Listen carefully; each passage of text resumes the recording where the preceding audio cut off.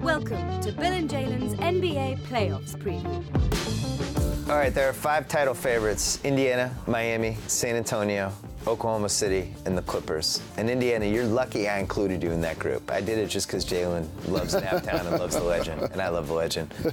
Outside that top 5, who do you think is a sleeper? At that point, I'm going for best players. So the 2 best players that you didn't mention are James Harden and Stephen Curry. So that'll have to be Houston and Golden State. Because when you have players that could take over a series, and then you throw Dwight Howard in the mix, depending on his health, that may can get you 20-20 in the game, Houston has to be in that conversation. Same with Golden State. We see how Steph Curry can get hot with the best of them. All of a sudden start opening up for the rest of the guys, Harrison Barnes, if he's going to play like he played in last year's playoffs. Those will be those 2 teams. Similar teams, too, right? Offensively, ridiculously explosive. I'm going to say it, you won't, shakily coached, I think, on both sides. I don't love the defense for Houston. I think Golden State can get really bogged down offensively, which is strange for the talent they have. You always get this weird sense with them that they're underachieving at times, even though they're probably not that great. But I think the one thing that would scare me about each team in a series, this is a weird thing to say, but you only have to win 4 games in a series, obviously. And each team has a guy who could win 2 games by himself, right?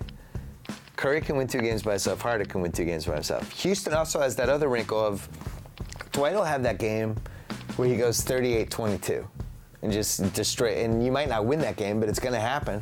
And then they could get the Chandler Parsons 10 3-pointers game. And so could Golden State with Klay Thompson. Correct. So I think from a sleeper standpoint, you were correct. Because both of those teams could just get hot 4 times in 7 games. And in the West, it means so much based on who you're matched up against. Right. And those 2 teams, you're correct. While they can get stops when needed, I think their best players are offensively driven. But Golden State, if they play the Clippers in round 1, that's a great matchup. That's a nice matchup for them. Because they'll basically go like this, they'll fight each other, it'll come down to some threes and some big shots. They could win that series. Correct. In the East, do we see a sleeper? No.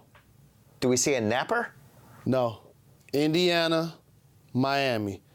I appreciate what the Bulls are doing, but we all know they needed another player with Derrick Rose if they were going to win the East. I think there's a really good chance that we could see a version of what happened with Memphis last year, where there's a team in the conference finals playing Miami, and all of us are looking around going, wow, really? That could be Brooklyn, it could be Chicago, it could be Toronto, it could be freaking Charlotte. No, it couldn't. If that were, I was trying to sound more excited. I was trying to drum up pitches to the playoffs. If it was going to be a team, it would be the Nets because they can score. I'm not ruling out Chicago. Do we think Derrick Rose comes back? Derrick Rose, I think, does not play again this year. You can't go into another offseason with Rose being injured. You have to go into this offseason with him on the upswing. My thing with this is, in a playoff series, this is not rocket science. Usually the best player wins the series. Very rarely do you see a team have the best player. I think one example is like 09 Cleveland versus 09 Orlando. And LeBron was the best player in that series, and he was incredible in that playoffs, and they didn't win the series. So it's not like it doesn't happen. But for the most part, whoever's the dominant alpha dog of the series wins. Like Joakim Noah last year against the Nets. Won Game 7 for him. He was the best player in that series. That's why they won the series. I mean, there were a lot of other reasons, but ultimately they had the best player. I think Kyle Lowry, I know this is crazy, but I'm voting him for third-team All-NBA. That's a guy in the playoffs against the right team I feel like could be the best guy in a series. I've been defending Kyle Lowry for a long time. Yes. Because as a combination guard, sometimes I know it's hard to find that fit. And he never really fit in Houston, his last team. But I agree with you. He is a guy that could get you 25, 30. DeRozan can too. Terrence Ross can explode. Teams that can score in the playoffs, like you said earlier, are the ones that you look up, all of a sudden, each guy's won a game, and all of a sudden, you just need one more to close out the series. That's why I think they're a napper, and there's one more reason why I think they're a napper.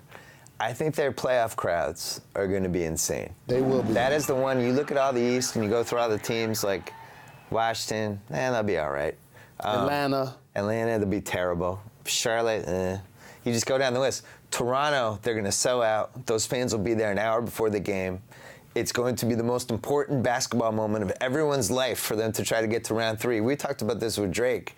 It's not like Toronto's had a fun basketball history the last 20 years. Like, if they feel like they have a chance to get to the conference finals, this is the biggest moment in Toronto Raptors history. I think it's going to be really tough to win there. And ding, ding, ding, ding, ding, ding, ding.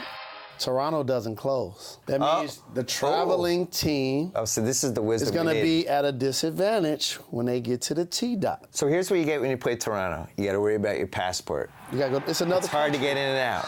It's a pain in the butt. It's like going to a foreign country, basically. Then it doesn't close. Hey, guys, just be careful, right? We're in the playoffs. The city doesn't close. Yeah, we got it, coach. Hey, let's go out. And then on top of that, you're going to have crazy, crazy fans. Insane. Yeah. So one of my predictions for the playoffs is that Toronto's fans, there was one year where Portland's fans were awesome in the playoffs, like one of those Brandon Roy years, and everyone was like, wow, Portland has awesome fans. I think Toronto's fans come through.